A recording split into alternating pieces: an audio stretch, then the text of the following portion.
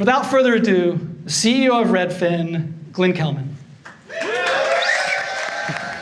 Mike told me that was a standard feature of the event, and I've been dreading it for the past 20 minutes. I'm so glad we're through that. It's all downhill from here. Yes, it's all Thank you. That was really sweet. Thank you. Well, it is, we started doing that about, I think that was, we learned pretty early on we needed to do something to kind of get things started. So we started doing that. And literally, I think almost every city does the stand-up. I was just worried that I would be the first person who didn't get it. Yeah, exactly. Everybody just sit in their seat. No one clapped. Yeah. After I told them, please clap. Yeah, exactly. So what, again, for the people who have not been to a Start Grind event, what this is really, I've got a fairly long list of questions that I never get through. And we're going to be I'll be asking Glenn some questions, and he'll hopefully have some good answers. And we'll open up questions towards the end. So feel free to jot down questions or tweet them out to us. So Glenn, welcome, and thank you again for coming. Appreciate it. Oh, thanks for being here. It's obviously really nice to be here. Good food, free beer, great crowd. Thank you. Okay. And also, in the back, somebody, can you hear me? Okay, you're in the back? Fine? You all, okay. Just want to make sure you can hear me. So let me just kind of start just off early. Like, you've been in business for 25, 30 years at some level. Yeah, it's close enough. Went to Berkeley. Why Berkeley? Well, it's just a deeply countercultural place. I don't think I was always comfortable with the idea of being in business. And what was fortunate about being in Berkeley was that it was also in the Bay Area. And so I just think there's a huge number of idealists who went into business. All these ex-hippies who started Apple and Google and other companies made it seem permissible for me to go into business. It gave me this idea that you could start a business that's trying to make money, but could also be mission-driven. So I wasn't quite handing out Marxist leaflets at Berkeley, but I was deeply suspicious of capitalism, and I still feel that it is this amazing force for good, but it can also go the other way. And you just have to govern that really carefully. So Berkeley was the perfect place for me. It was also very affordable. It was a public school, and at the time, even if you were from a different state, you could get in-state tuition quickly. Really? I didn't know that. Yeah. It's the best damn public school in the world. Go Bears! I love that school. So you went to Berkeley and then jumped into, what was your first job? Well, I worked at Stanford Technology Group. That was the first startup I ever worked at. And it was a deeply strange place. I mean, first of all, the name was Stanford Technology Group. And if you think the rivalry between UW and Wazoo is intense, you just haven't really lived in the Bay Area. And their idea was to have 3 Stanford guys hire 3 Berkeley guys who did all the work. Nice. And I was one of those 3 Berkeley guys. But one of them went on to found Pandora. Another one went on to found Plumtree Software with me. And they were just really, really strange people. They were all Jewish, but they talked as if they were gangster rappers. And they had no idea how to do that. And it was before the days of Google, and whenever I had a question where I couldn't figure something out, they would just say, "What, are you stupid?" And no one had ever really challenged my intellect in that way before. And I think the first challenge was that the computer waiting on my desk didn't even work. And they just told me to fix it. And I said, "With what?" And they're like, "With your hands." So I just had to find a toolbox and fix my computer and figure everything else out about how a business works. And because it was a small business, I got exposed to coding, product management, technical writing, marketing, sales, everything. And that was Sequoia-backed, no? Or yes? It was a Sequoia-backed company. So Mike Moritz was the primary funder. And he was just this very clever, dapper man who later invested in Yahoo, which became quite successful. And then Plumtree was really the corporate version of Yahoo. So being exposed to that early really helped me. But Sequoia definitely had this deep sense at the time that founders were expendable. There's been a real shift in the economy over the past 20 years where now founder-run companies are at a premium. But at the time, there was this sense that adult supervision was inevitable, which really shaped me. I mean, there were dark forces operating at Plumtree where I thought every day I was going to be fired. And that really started at Stanford Technology Group because Kirill liked to say to me, a chain is only as strong as its weakest link. And in case that was too subtle for me, he would say, and God help you. I was the only person in the room, so I already knew what he meant. But it just helped me really get tough. I think that at school, even in college, every assignment you're given is carefully calibrated to your abilities, so that it is at least conceivable that you could get it done. But sooner or later in business, you just meet problems that are beyond your kin. And you want to cry, you want to quit, and you just have to keep at it. And I just did a lot of that at STG. And I came to look upon people in other walks of life as half dead or something terrible like that because it was so exhilarating, it was so intense. And I began to develop this idea of myself, not as the smartest guy in the room, but as the toughest, that I could figure anything out. And I think people who go to work at larger companies and are carefully cared for in every possible way sometimes lose that toughness. Yeah, yeah, and well, you have to have it when you're in a 12, 6, 8-person startup. Right. Yeah, it's impossible to make it if you don't. Tell us what you joined Redfin, and it was a cool map company. Right. It was Dave, Savan, and Bon in Dave's apartment. Yeah. And we didn't have much money. We had a few $100,000, but we also had all these bills in Dave's desk drawer that we hadn't paid yet. But we had the best technology for putting a listing on a map. We were the ones who invented that. In fact, we did it before Google bought Keyhole and shipped Google Maps, which was the first map that had a programming interface. So we had to build our own map. And the key question was what business we would become, a media business where we would attract consumers and then advertise traditional real estate agents, or whether we would become the real estate agent ourselves. And we decided to become the real estate agent ourselves. And the reason we did that is it just seemed unbearable to have the most amazing real estate website that was so disruptive and then turn the consumer over to someone who was really more traditional, who wasn't interested in changing real estate and making it better in every possible way. And so, Plumtree had been quite successful, this company that I founded after STG. And one of the sales executives met me for a dinner the night we were trying to decide what to do, and he just put his hand on my shoulder and he said, "You were put on this earth to F with the order of things. You should change the game. You should change the whole game."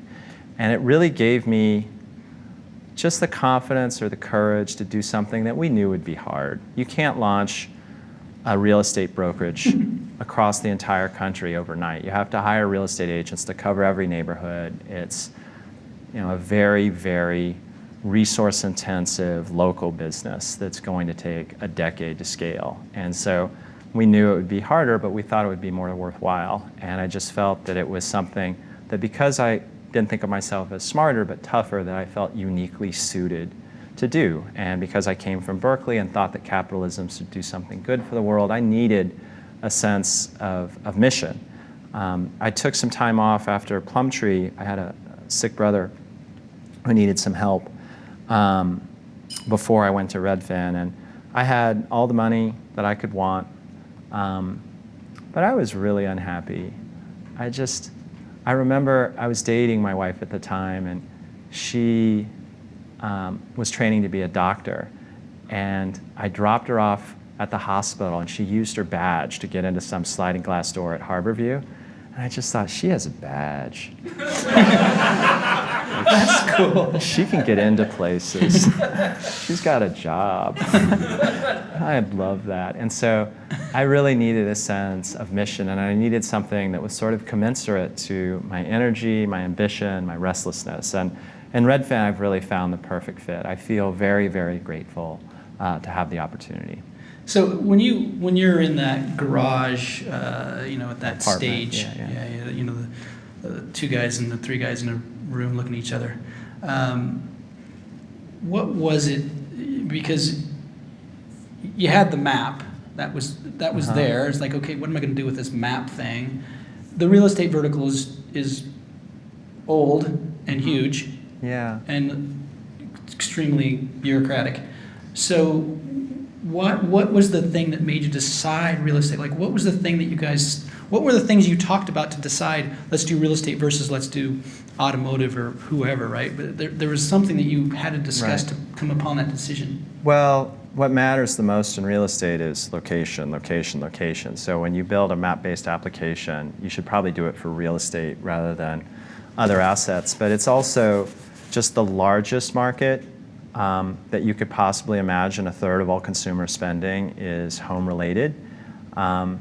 I think it's also the most meaningful. You know, the people who are our customers are in these deeply altered states. They've just gotten a divorce, their parents have just died, they're having a baby, they got married, they've lost their job, they've gotten a new job, and life happens in those transitions much more intensely than at any other time. And so if you couple that with the fact that ask anyone on the street, could real estate be better? And most people would stop and say, oh, it could be so much better. It could be so much better. And you just feel like, well, this is the obvious thing to do. For me, the question wasn't, should we do it? It was, why hasn't anyone else done it before? It's so obvious that people want this. And what do they want? Like, we talked to consumers, they always said the same thing. They wanted a real estate agent who was completely on their side and not just a sales-driven, commission-oriented person. They wanted technology to make every step of the process better, and they wanted to save a boatload of money. They felt like the fees were too high in the United States. And so if you hear that over and over and over again, you cling to it. You know, I was just spending the weekend with a friend of mine who started a company where he's really concerned that he might have the wrong idea. And I just told him that when you're worried about your solution, just come back to the problem. Because that's what I did. We had the wrong solution, the wrong service for consumers over and over and over again. But I just came back to this safe place where I said, but I know something is wrong with real estate. So we have to try again. And I always felt that if Redfin went out of business, I'd have to watch somebody else start this business and do it right. And that was unbearable to me. So I think a lot of times the problem with most startups is the problem, that you've chosen a problem that isn't worth solving, that isn't a real problem. But if you actually find something that if you could solve it, people would pay you for it, you're at least 90% of the way there. Because let's say you had to build a flying car. Well, someone's going to do that. The challenge that most engineers can't abide is this idea that if we build it, no one will come. But if you come back to the engineering team with a problem where you say, this is the problem, and if we solve it, we'll make money and do something good, you'll find a way. The rest will be easy. Easy. Easier. I think most startups fail because they solve a problem that customers don't care about, not because they attempt a problem where their attempt is unworthy. It's not really a problem. Yeah, I think that's the main issue. And my own experience at Redfin was that having started a company with two other folks that went public, I always thought of myself as a made man. Our investors had told us that if you ever do anything else, no matter what it is, we'd love to fund you. And I had told the team when we only had a few $100,000 that hiring a bunch of real estate agents and opening one market at a time is going to be very capital intensive, but leave that to me. And I went back to all my old friends on Sand Hill Road and said, remember when you told me I could do anything and you would fund it? I've got the best thing. And my old mentor, Pierre Lamond, who is an amazing venture capitalist, he was at Sequoia at the time. He invented the Cray supercomputer. He belonged to all these fancy French societies. He had Lucian Freud art on his wall. I just adored him. He just took me aside and said, anything but this. And I said, I understand you're not going to fund it. And he said, I want to go further than that. I want to save you from years of howling pain. You're a good person. Do something besides this. Because so many folks had tried in real estate before and hadn't been able to really change how people buy and sell homes. So over the last, say, 5 years, Uh-huh. let's just put 5 years because it's at least fresh in your mind. What have you what do you think has changed for Glenn? Like what's changed for Glenn over the last 5 years? I mean, there's a lot of things I'm sure changed, but give me like one or two things in the way of the business world and how you manage or how you deal with your world. What's changed over the last 5 years for you individually? Well, I think I've come to realize that the most important quality of any human being, but especially of a business leader, is the quality of your energy. So you can stay up till 1 instead of midnight. You can skip lunch. You can just put yourself into the red zone in any number of ways, but you really do your business a disservice because people look up to you whether you deserve it or not. They think you're a big deal because you're the CEO of this company, even though you're just another person. And you just have to live up to that because if you say something unkind to someone, that person isn't going to move on. He's going to go home and talk about it with his partner and come into work the next day still under a cloud. And so I've just learned to be really judicious. I think obviously judicious with your criticism. You want to make sure that you're always constructive, but also judicious in your praise. I think I've regretted some of my praise the most when you say something really glib and say, that was fantastic. You suddenly find yourself like George Bush saying, heck of a job, Brownie, while New Orleans sinks. So you just have to really be careful and authentic. And the great challenge for me as the company scales is just to be myself. In some ways, Redfin has been this gigantic experiment about how long someone can still be sort of a goofy person and run a 1,000 or 2,000 person company. There's so much pressure on you to say the right thing at every moment, and someone is always listening. So I just think that has been a challenge to live up to the expectations that people have of someone running a larger company, to be the good Glenn and not the bad Glenn. So would it be safe to say I can call you a goofy person? I wonder. I think I probably was goofier. I think everyone gets less goofy over time. But I have a ready comparison. I have an identical twin. And every once in a while he says, what's happened to you, man? He hasn't just been in the same environment. And I think what's interesting is he also just views business as deeply evil. His wife is a law professor who mostly is pro-labor. And so she's always asking me, when are the engineers at Redfin going to unionize? And how would you feel about that? And I say, well, I think it would suck, Adrian. Which I think is illegal. And this is a perfect example of why I should be more carefully controlled. People should be able to organize to get the rights they deserve. They really should. Yes. That is the right statement, Glenn. I mean it. That's good. What things have you worked, what has been the hardest thing for you to learn over the last, say, 6, 7 years? What has been the hardest thing for you to learn to run the company better?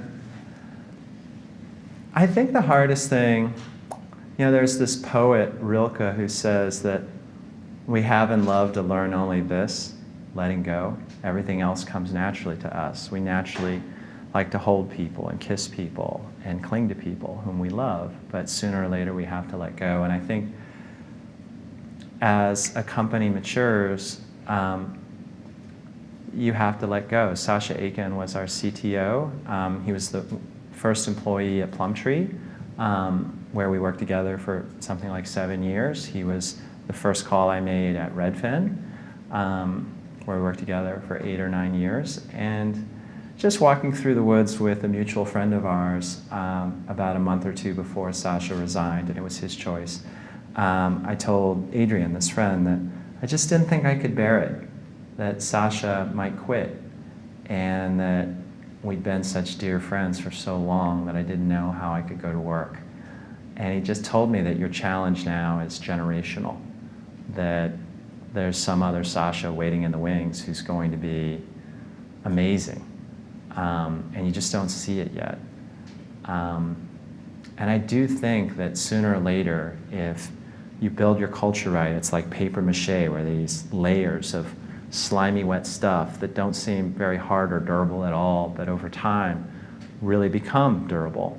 And so everything that Sasha taught us is still at Redfin, to assume the best intentions about someone.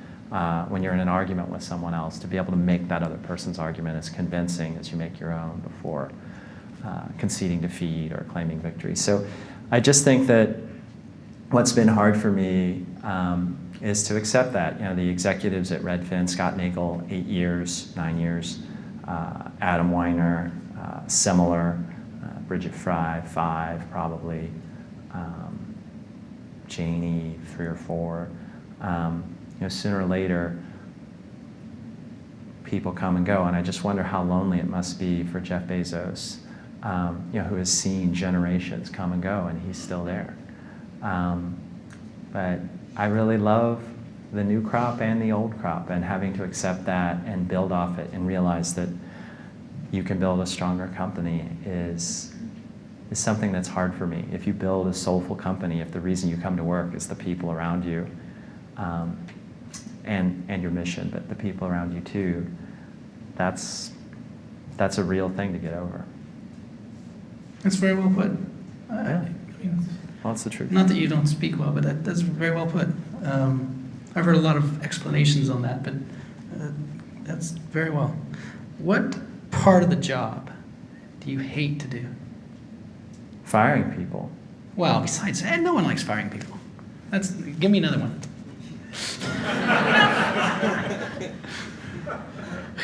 What do you hate about your job?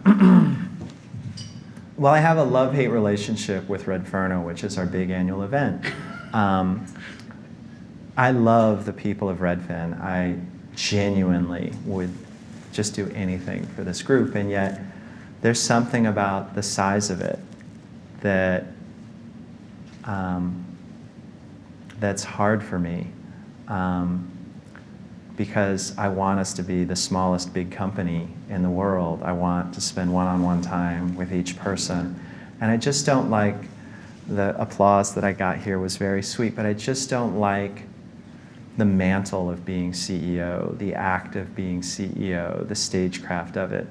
I still want to be just Glenn. And I think there's an entire apparatus that wants to make you more than that, or different than that. And I don't want it to go to my head. I don't want my kids to know that that I run a company. The closest they've got to that, just one quick story. The first movie they ever saw in the movie theater was the Lego Movie. And they know what my wife does. She's a doctor. It's really easy to explain because they're obsessed with fire trucks and ambulances. Whenever an ambulance goes by, I say, Mom might be in there helping somebody right now. Somebody really needs help. That's why the lights are on. And they're like, oh my gosh. And they're like, what do you do? And I'm like, yeah, it's a long story. And then while we were watching the movie, there's this scene where, is it President business becomes Lord business, and his legs get really long, and my wife turns to them and she's like, "That's what Dad does. He's like Lord business." And they just went. So I just think wanting to be a regular person is important because that's what I am. It's not easy to be a regular person as a CEO. Oh, well, I'm not a famous person. I mean, it's not like Elon Musk or Jeff Bezos or Larry Page. Those are folks who can't go anywhere without a security detail. But I just mean there's still some stagecraft at a 200-person company or a 400-person company where you don't always get the straight dope about what's going on in the business, that people worry about what you think of them and want to give you good news. And I just think that's the enemy, that the more you can be a regular person, the more information you'll get, the better decisions you'll make, the better culture you'll have. So Glenn, that happens at a 5-person company and a 25-person company and a 50-person company, what you just said. So how do you deal with that? Like, meaning the title of CEO, even when you're a 20-person company, still there's certain things that you are not told.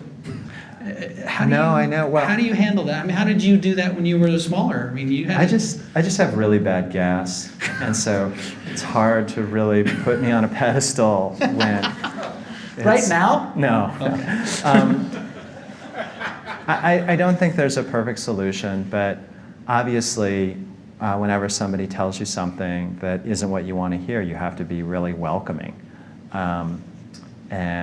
and just thank the person for the feedback first and foremost before you say anything else. You just want to say, thank you for telling me that.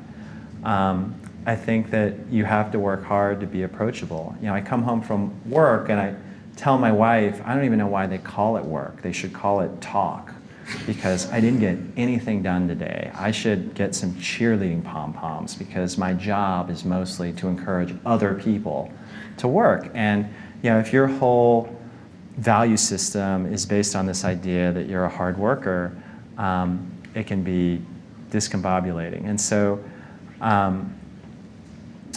I just have to force myself to make sure that if I've been on my desk all day, to walk around and talk to people and say, what are you working on? Tell me about it.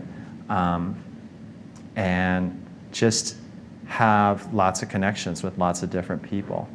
You know, even when I'm on the elevator, sometimes I really want to check some goofy application and see what's going on Facebook or something, but there's another employee on the elevator, and you know, I should talk to her, talk to him. And like I said, I think that the whole premise of this conversation is that that's somehow painful or agonizing or anything like that. It isn't. But it's just something that you want to make sure you always do. If I would ask you 6 years ago, so now it's 6 years before today, it's 2009, August of 2009, and asked you then, what size would the company be, and where would it be in the way of a growth projection? What would you have said 6 years ago? I wouldn't have answered the question, which is what I'm going to do now. I just don't. You wouldn't have answered the question. Well, I just don't know.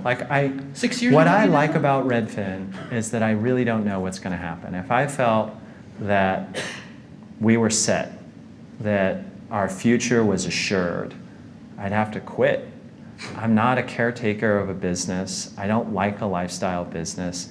I like to feel that weird stuff could happen at any moment, that we could have a great idea, or that there could be a cataclysm in China, or that something could change in the market or at the company that would draw on all of our best abilities. And so I like the unpredictability of it. And I think, you know, as you get bigger, there's a greater and greater premium on being predictable, especially as you go into the public markets. There's this huge premium on being predictable. And I think what's hard is if you're a really high growth company or an innovative company, you know, ideas are the things that no one can predict. So sometimes I feel frustrated by that. What parts of your day do you cherish? Oh, I mean, all of it. I'm an annoyingly happy person, except when I hate myself, and then I'm pretty miserable. But you know, my kids run into the room at 5:30 in the morning and try to get into bed, which is always fun, and I just love the mornings with them. And the reason I mention that is I think that it's really important for everyone to know at Redfin and outside of Redfin that I take the time to take care of my family, because if I don't do that, how can other people feel comfortable doing that? The hard part about agreeing to do this is if I agreed to do one of these every couple of weeks, that would be a meaningful loss for my children. You know, they want me at home. So that's really great. And then at work, I just love working with smart people. I love feeling like we're doing something really good. I love feeling like we're helping people at a crucial transition in their lives. So that all sounds very abstract, but I get excited about ideas. I read about Ron Popeil, the guy who invented Sure. all those Ronco gadgets, like the Vegematic, I think was his invention. And I just had this deep moment of identity where he called someone, his partner, at 3 in the morning, and he said, "Forget the bread and batter machine. I've got a new idea. It's the rotisserie grill, that thing that rotates the chicken." And I just feel that exhilaration all the time. I've never invented something quite so great as the Vegematic, but Still got time, then. You still I have know time. exactly how he feels. And being creative is the thing about myself, aside from hard work, that I really value. It's what I value in all the people I work with. And when we work on something together, it really makes music, and it's all so cool. That's what I love. And if we weren't doing that, if I didn't feel like there were new ideas out there, I'd leave. But there are a million. Yeah, I mean, there's so much.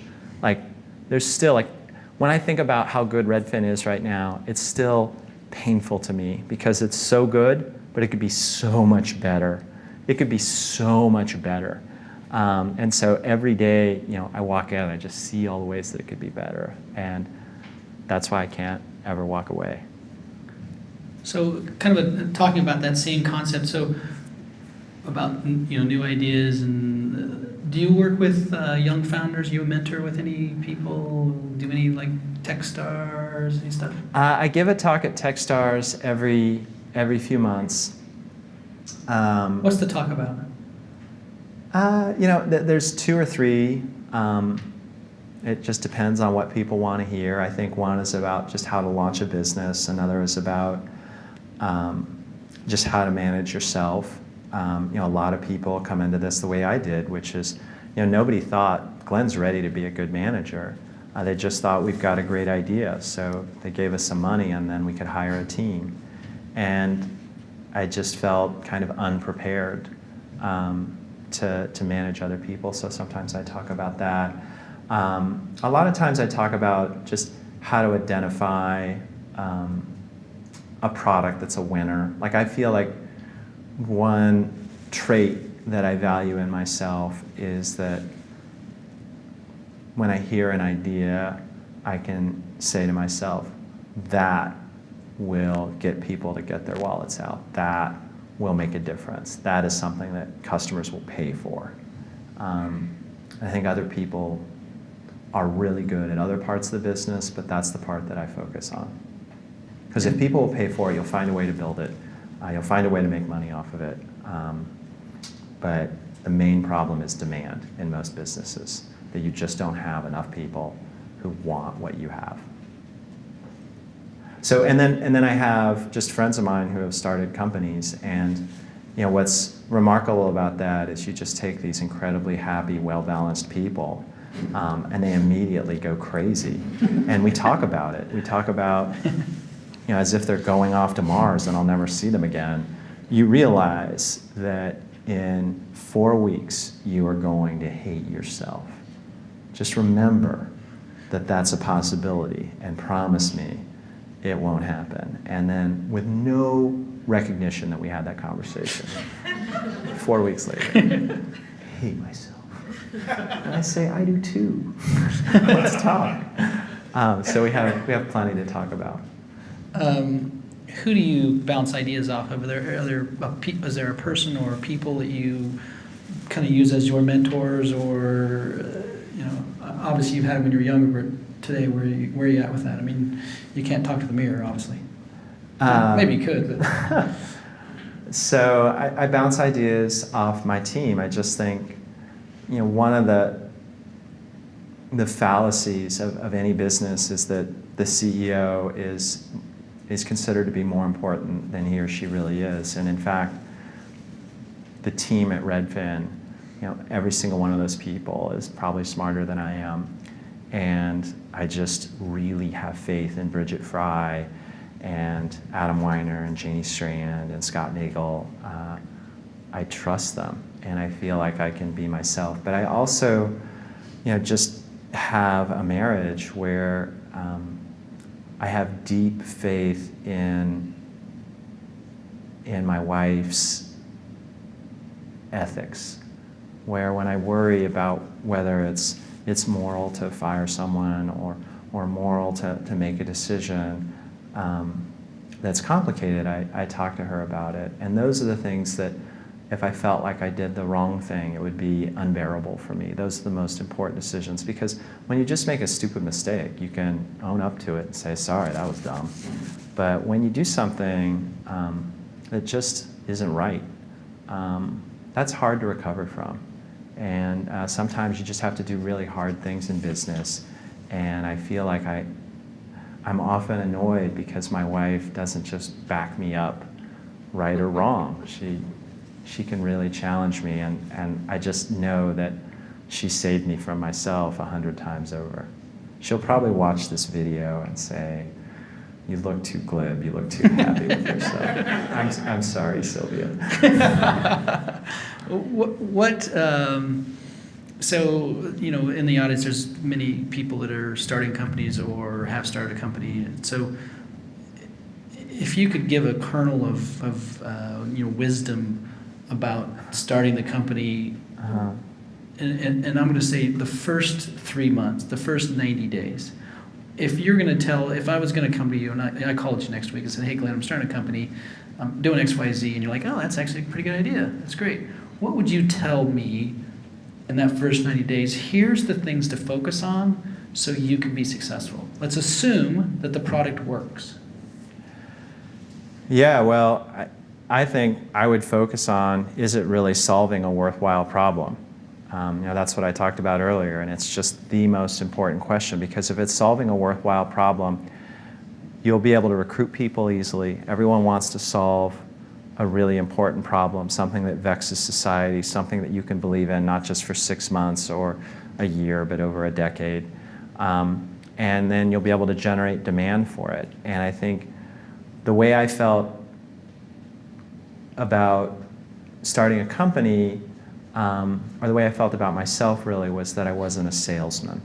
I think my biography on Redfin site still says that at Plumtree I held every position except sales. But really, people who are finicky about that, who don't have this lust to go out and make it rain, should not be starting companies, because everyone else is counting on you to know what customers want, to identify a problem that the team can work on that will result in sales. And I think there's just a moral component to a company's mission, and then there's a commercial component, and really they're well aligned, that if a problem is worthwhile, you're solving a real problem that human beings have, which has a moral value, and then they honor that by paying you. And I just know from experience, because Plumtree, this company that I started, built a product that nobody wanted. We focused on what was feasible instead of desirable, and then we couldn't get anyone to buy it, and it created this existential doubt that just stymied every action to the keystroke level. Just as you were writing a single line of code, you're just thinking, why am I doing this? Like, why bother even leaving a comment? There's never going to be a version 2. Don't document it. And then we just came back to something that didn't seem feasible, but that we knew everybody wanted, and decided that we'd have to find a way to build that. And that's when our happiness began. Even though it was hard, we knew we could put our shoulder to the wheel because it was worthwhile. And I think most of the time you're just haunted by this anxiety that it isn't worthwhile, that it doesn't really matter. And so I keep coming back to the problem. Is it a real problem? If it's a real problem, even if this solution is wrong, we'll try another one, and another one, and another one. What trends in the real estate, and I mean macro trends, larger trends, what macro trends do you see happening right now that you think are having a positive effect on consumers in the real estate world? You're obviously attuned to that market. What are the big trends you're seeing that are positive for consumers? Well, the first one is that people grew up buying textbooks and everything else on Amazon, and they just expect the internet to be a resource for them as they buy a home. They expect that process to be much better than it probably is, which obviously benefits Redfin. I think it's also interesting that there's just a new generation of people who don't care about what other folks used to care about. It's this push-button economy or on-demand economy generation where they don't care about a garage because they're going to use Uber. They don't need a kitchen because they're going to use Munchery. Just every service that's provided to them causes them to place a premium on being in a city so that they have smaller square footage, fewer amenities, and just have someone else provide them. So that's interesting to me. I think it's favoring density, and it's going to change the face of the city. Usually 3 or 4 years into a real estate boom, as we are now, you start seeing folks jumping the bridge, going over 520 or I-90 to the east side for more space. And one reason millennials don't want to do that is they like all the services that are available downtown in a really dense place. The future is just happening here first. The thing that I worry about with Seattle, which I can really speak from experience about, is that it will lose its middle-class soul. I was just shocked when I came here from San Francisco that I'd go to a restaurant and there would be teachers and firefighters and policemen and all sorts of other folks who aren't in technology. Just that Boeing and Weyerhaeuser were here and that Costco was here was really interesting to me. I was used to a world where every single person in a restaurant, in a coffee shop, out on the street was in tech, and we're all mostly white. And I just thought the diversity of this city economically was really interesting. And now what's happening is Silicon Valley's happening everywhere. There's going to be 25 Silicon Valleys in the next 10 years. And I don't know if it's because of GitHub and Slack and all the other technologies that really allow teams to collaborate at a distance. You know, Galvanize would be an example, and all the other meetup spaces. But you know, 13% of our Portland business is coming from people who started their search in the Bay Area, and about a third of it wasn't, or it was only like 3 or 4% a year ago. So suddenly the dam has broken, people are leaving the valley and they're coming elsewhere. And I just hope that Seattle and other cities don't put their head in the sand the way San Francisco did. You know, San Francisco is a very progressive city, and it just decided that all development was evil, and that it's this jewel of a city. We want to preserve its character. And so they just didn't build anything. And it became this vast science experiment about how high home prices could go. And they didn't preserve anything. All the bohemians, all the folks who live in the Mission have left. And it's just tech wall to wall. And that is not a good city. That is not what makes cities great. And I just really want Seattle and Austin and Denver and Boulder and Boston and all these other cities to think about how we just plan for the inevitable, which is good. That there's going to be amazing wealth that comes to these other cities because of technology employment. This oasis that existed only in San Francisco and the Valley is going to happen elsewhere. But we can do it better than those other cities, or than Silicon Valley and San Francisco. I really think we can. And that's the most important thing to me right now. You know, we're having this big debate at Redfin about whether we want to take a position on the right way for a city to grow and the wrong way for a city to grow. And I think we probably will take a position, because I just can't bear to see Seattle go the wrong way. That's great. We need more of that. Yeah,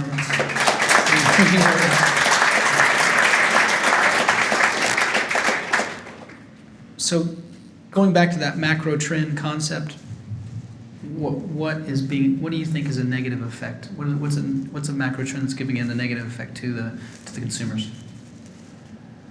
Well, one of the things that I just talked about was affordability. So wages have not increased in the United States at anywhere near the pace that other assets have, and housing would be the primary example. And our government is really, uniformly opposed to, say, high gas prices. That's treated as a calamity. But when housing drops in price, people think the end of the world is coming.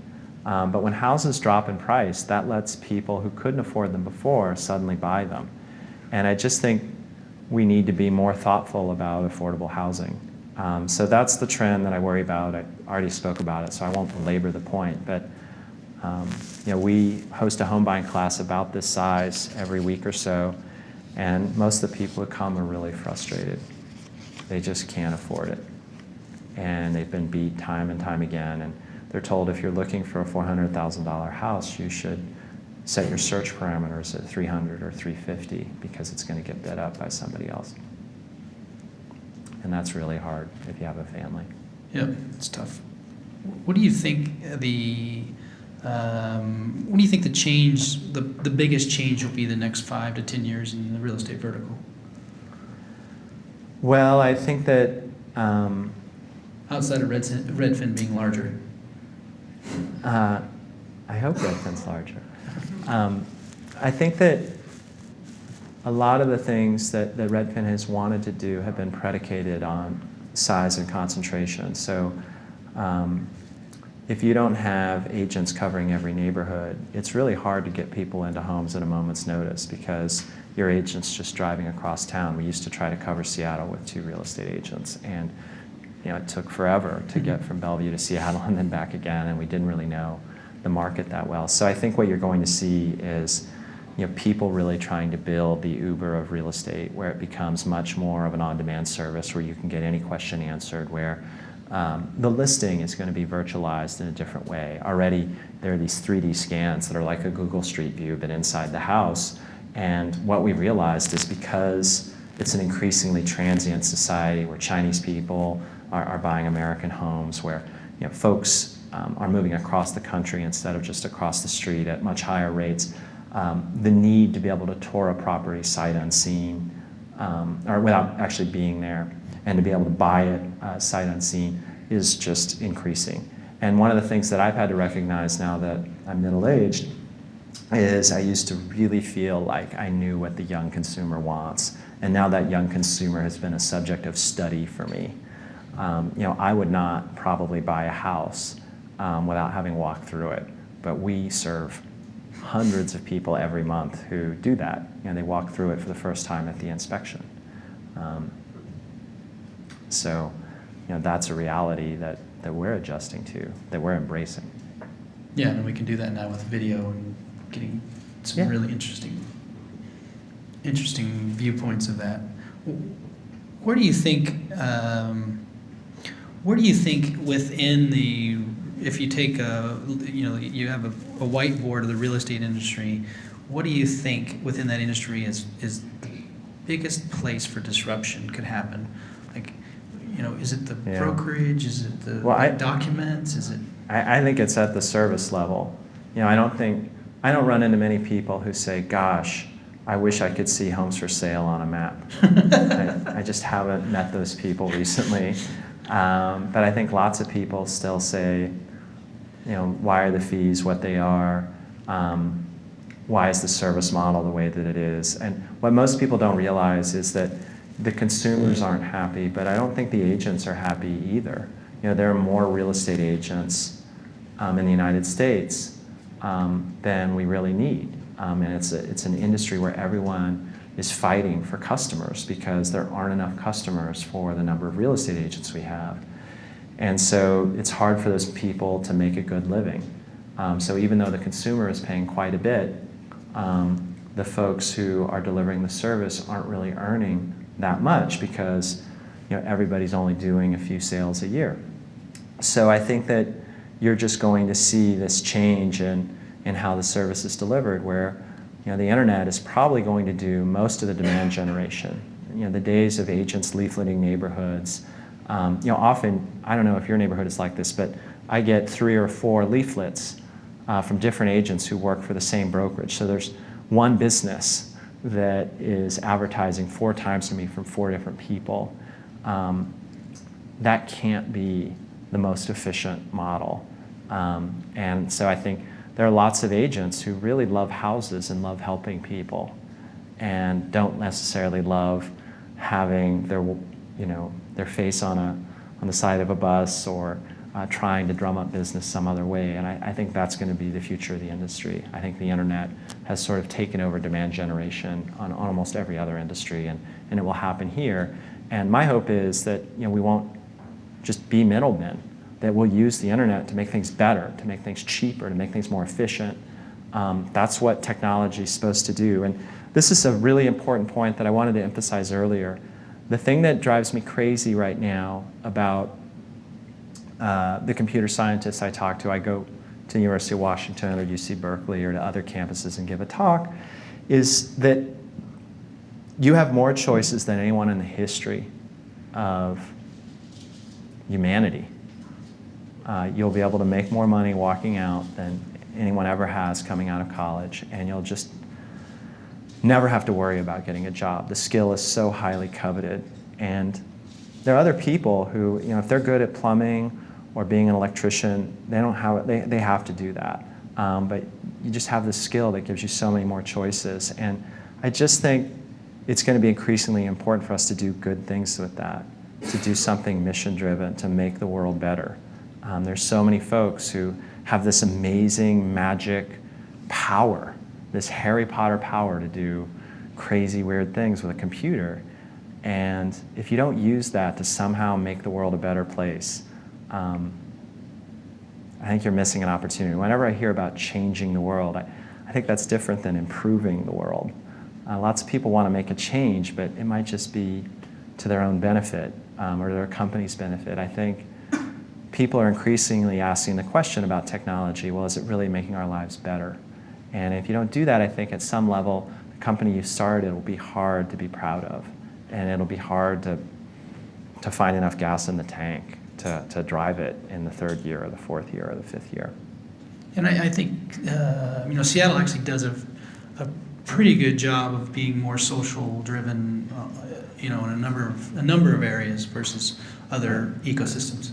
I totally think so. And obviously, I don't want to judge anyone who does a business that's more commercially minded, but I just think if you are able to find something that you really believe in, that helps other human beings, that makes an industry better, I think it's just easier to work harder on it. When there are times when I just wasn't sure that Redfin would be successful, and in those desperate hours, I would admit that to my wife, and she would always say, but it's a good thing. Like, even if it's not a successful thing, it's a good thing. And that made it really easy to get up the next morning and go to work in the middle of a huge real estate downturn, is this feeling that whether it succeeds or not, whether it makes money or not, it'll still always be a good thing, that no one can take that away from you. And like I said, you don't have much to cling to when things aren't going well, and you'll need to cling to that. So I have a couple questions. One, I ask every single guest. Okay. How old were you when you earned your first dollar that wasn't from a relative? And what were you doing? Well, I've written about this. I was a dishwasher at the Red Robin on 148th in Bellevue. If you get off the 520 at Overlake, I washed dishes there. And my friend got me into it, Harry Mills, who I've heard is now a chef at Purple. But he quit almost immediately. He would always yak into the sink from the stress. The dishes would just pile up, and he'd say, "I can't take it," and then hit the garbage disposal, throw a lemon down great. it. That's a great story, Glenn. Thank you very much. Well, just to finish it, they never hired a second dishwasher. So they just said, you can go home, we'll try to get somebody in here to help with the dishes, but mostly they just piled up. So when I went home, I would dream about the dishes, I would worry about the dishes, and they said, come in whenever you want, but I just came in all the time because I was worried that I'd be overwhelmed. And the thing that happened, I was just this very dainty little effete guy trying to keep up with all these dishes. And this line cook named Stephen Livestead came back, and he asked this question that I had just begun to ask myself with just genuine curiosity, which was, what the F is wrong with you? And I was like, I don't know. He's like, you gotta be an animal, an animal, an animal, an animal. And even to this day, if I'm at work at 10 o'clock at night, like I hear Steven's voice in my head. And I am. Like the highest form of praise at Redfin is sometimes I'll tell people, you're a beast. You're an animal. I don't know what to say. Yeah. Okay, that's a good one. So another question that's from the audience that someone sent me last week. Are you and Spencer Rascoff friends? We're not. Spencer and I are not. I think he's a brilliant CEO. And I really cherish the moments that we've had together, honestly. I was really worried when we were having a second child that I felt like I was cheating on my first child, that I had this monogamous relationship with Toby, and it just troubled me that there would be this other kid there. And I happened to have lunch with Spencer that day because he had just started as the CEO of Zillow, and he told me how much joy you'll get from the way these two kids talk to each other. And other people had said the same thing, but he just said it in a way that I really believed. And whenever I see my kids sort of goofing around with each other, I just think of that because it was a really good moment between us. And then now both of our kids and his kids are into chess, so if we run into each other at a conference, we talk about that. But he's built an amazing company. Rich and Lloyd have obviously helped, but we don't spend weekends grilling burgers just because we want a real estate consumer to go to Redfin, and he wants a real estate consumer to go to Zillow, and that's always a battle. Yeah, it is. So we're going to open up questions to the audience. Some of you tweeted a question. I've got a question here from someone.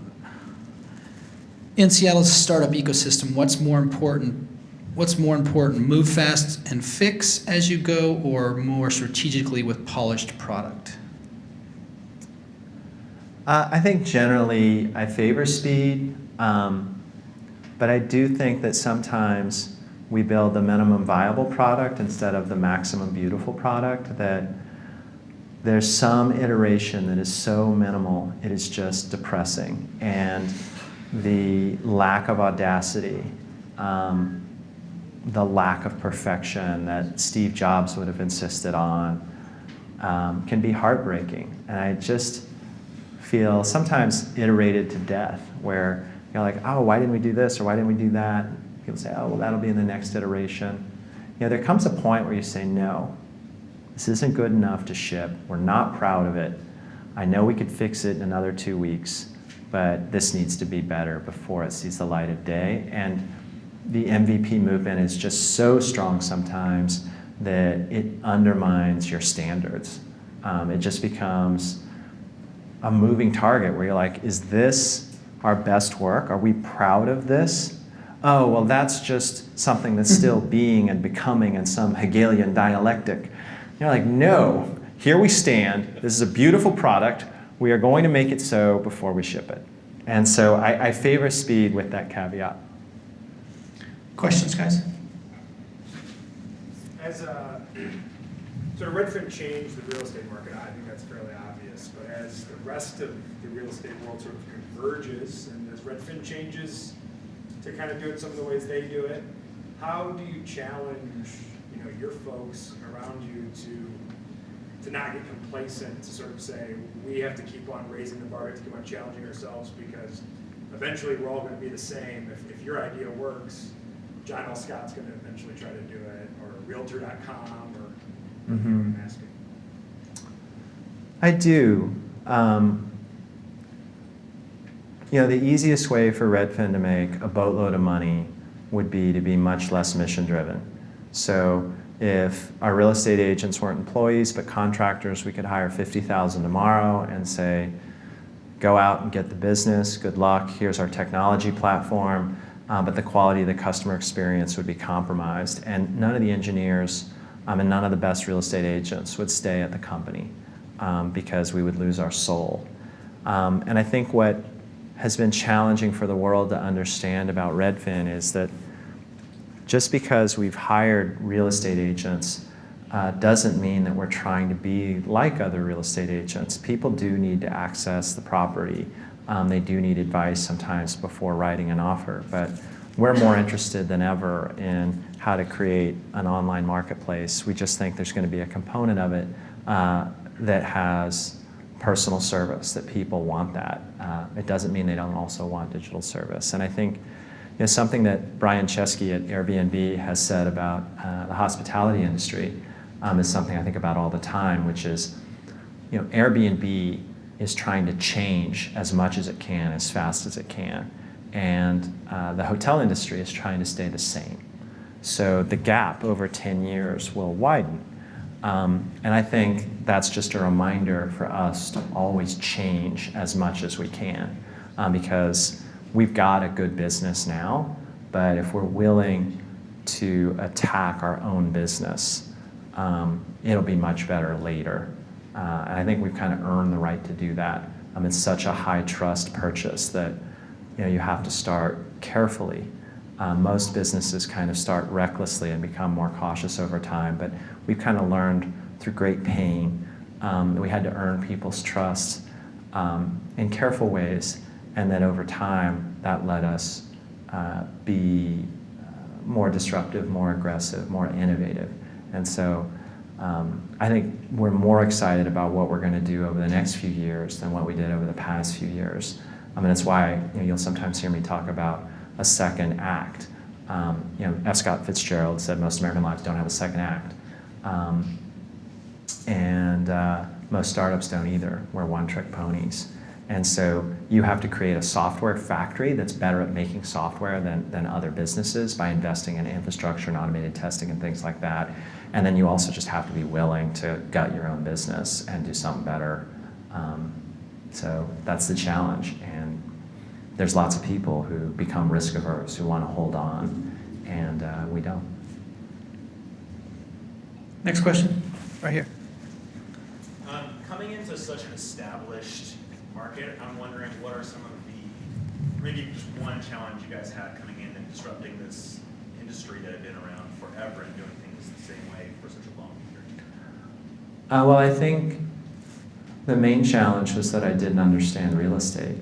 The best thing that ever happened to me was really getting to know Matt Deasy, a broker at Windermere. He's one of the best brokers in the industry. And he just taught me what there was of value in the way real estate has always been run. I don't have to agree with everything. I don't have to accept every tradition. But I think to come into it without understanding it at all was reckless. And I felt that that's a quality of myself that I prize, that you have to have an appetite for adventure and risk. But you also have to work with all the other folks in the industry. So just understanding what it's like to walk a mile in a traditional agent's shoes and to be on the other side of a deal with Redfin is something that Matt really took the time to explain to me. And I've just always been grateful to him for that. Not many people would have done that. Right here. Go ahead.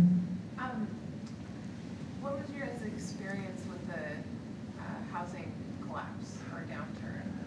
The question is, oh, Scary, go ahead. Or like walking through that, Well, we laid off 20% of our workforce almost immediately. And by the way, if you ever go through a downturn, our board in this case had said maybe we should wait a month to see how it plays out. And just because I'd been through a similar collapse at Plumtree in April 2000 when the dot-com bubble collapsed, my immediate reaction was, well, if we do it now, maybe we can give people more severance. Like, if we employ them for another month without telling them that they're about to be unemployed, They might spend their money differently Yes. than if we're going to tell them now, you don't have a job, but use that money differently.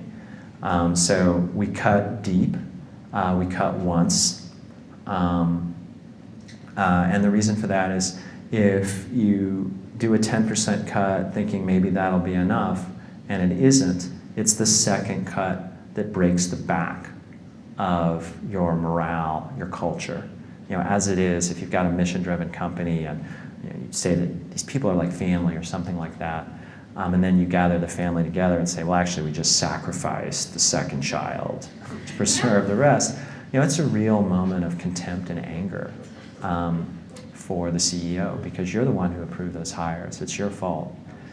And so the only thing you can say is that I screwed up and I won't do it again. We'll learn from that, and I'm sorry. But to do it again, that's when people don't believe you no matter what happens. That's when they all put together their resume and start looking for other jobs, and they should. So what that did for us is it increased our toughness. People asked us when we were raising the last round, what happens if the real estate market has a downturn again? And I always quoted Bane in The Dark Knight Rises, where he says, you think I'm afraid of the dark? I was born in the dark. And to this day, when people are like, we could be growing faster, we could be growing faster. But I always remember the last person I said yes to back in 2008, where I went home that night and I said, man, I hope everything's going to be okay. And that was the first office I walked into 2 months later when things weren't okay. And so everyone's going to give you a hard time and say, hire, hire, hire. Why are you such a stick in the mud? But then when the shiitake mushroom hits the fan, no one is going to stand on that stage with you and you say, we've got to let people go and they're leaving today. That's only your fault. So that's why I'm careful about hiring. That's why I'm careful about growth. And just a brief comment on that. Everybody wants this hockey stick. I really think that can be a mistake. Obviously, growth is good, but it can screw up your culture. You can have a bozo explosion where you just try to hire too many people too fast. You can compromise the quality of the customer experience. And what Wall Street really values is the durability of your growth. If you're growing faster than 30% a year, they can't buy that in the public markets. There's almost no companies in the public markets growing that fast. So taking yourself from 30% to 60% or 80% or 120%, but then having a downturn is just short-sighted. So slow and steady sometimes at a certain size wins the race because you're making a commitment to another human being that I'll pay you every 2 weeks. There's a really important part about that is you can't fire fast enough when you're in that stage, and you never think you're cutting enough. You always cut too short. I mean, rarely have I talked to somebody like, yeah, we're cutting 5 people, but we really probably should have cut 10. You always need to cut deeper than you get, and that 20% is so important to get to. But there's a flip side to that. Sometimes I fantasize about playing this trick on the management team where I say, oh my God, we somehow screwed up our balance sheet, we run out of money, I know this is a terrible shock, we need to take 10% out of the business right now. Because there are people who are like, oh yeah, we should have fired that guy 3 months ago. You're like, now you tell me. But we're not one of those companies where every year we drop a certain percentage or anything like that. I think that's really problematic. But there's always some manager in a layoff who's like excited about it. I've got more. Do you need more? No, Bob, we're fine. You need a couple more? One more question, guys. One more. One more. Go ahead. I'm the founder of a very early stage startup.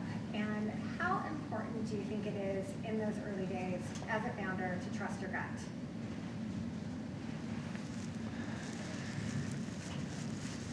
Well, Yes and no. I've just had to admit the fallibility of my gut.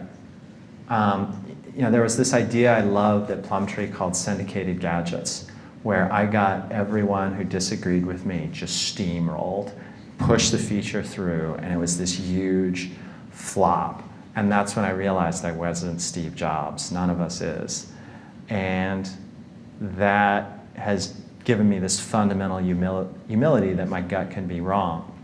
But the backside of that is that sometimes I haven't listened to my gut, like especially if your board's trying to tell you to do something, you do it, it doesn't work, and then you present it to them with sort of this I told you so tone, and they're like, why did you have that stupid idea?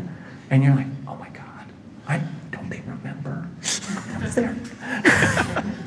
And you can't blame anyone else. You're the CEO. So if I'm going to take the blame, if I'm going to go down for a bad idea, it better be something I really love.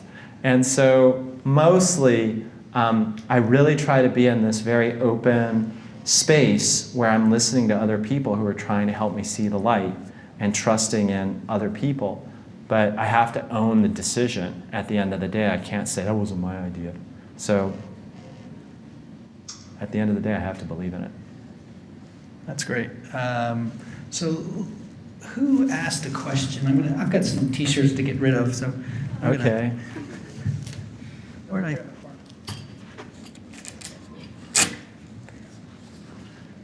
Secret hiding spot. So I've got a medium, a large, and an extra large. So who is a medium that asked a question? Here, come here, get your surgeon. So that's the medium. There you go. Thanks. She tweeted a question. So I got another medium.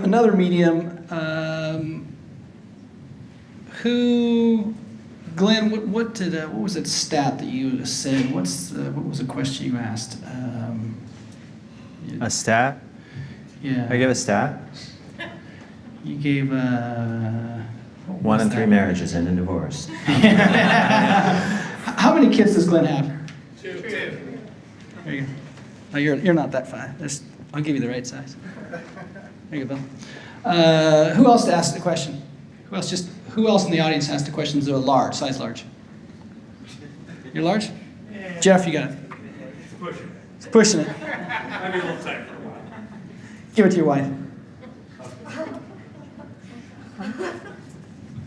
There you go, Jeff. Thank you.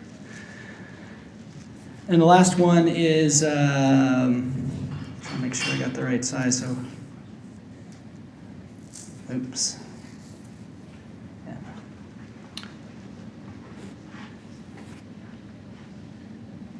What football team do I like? Steelers.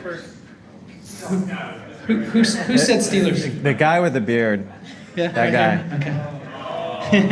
he's a Steelers fan too. No, I'm not. No, I'm not. Just throw it back. Okay, thank you all for being here, but most of all, Glenn, thanks for taking the time away from your family. I appreciate it.